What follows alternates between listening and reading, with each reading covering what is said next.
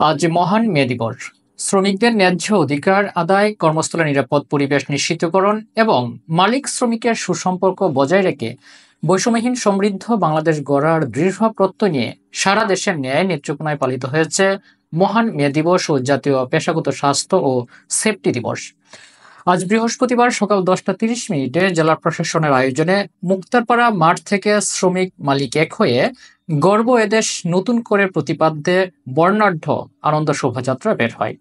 শোভাযাত্রাটি শহরের প্রধান প্রধান সড়ক প্রদক্ষিণ শেষে স্থানীয় পাবলিক হলে গিয়ে আলোচনা সভায় মিলিত হয়। আলোচনা সভার শুরুতে জুলাই আগস্টের গণ অভ্যুত্থানে নিহত শহীদদের স্মরণে 1 মিনিট নীরবতা পালন করা হয়। শোভাযাত্রা ও সভায় নেতৃত্ব দেন জেলা প্রশাসক বনানী বিশ্বাস।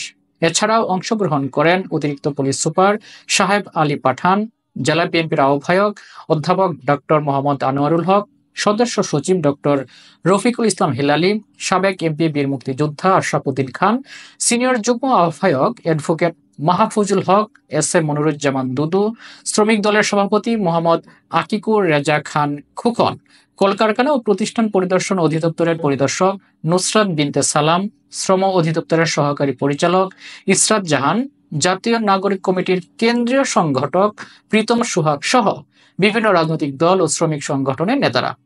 এছাড়াও পরিবহন, নির্মাণ, দোকান কর্মচারী সহ সর্বস্তরের শ্রমিকরা অংশ নেন।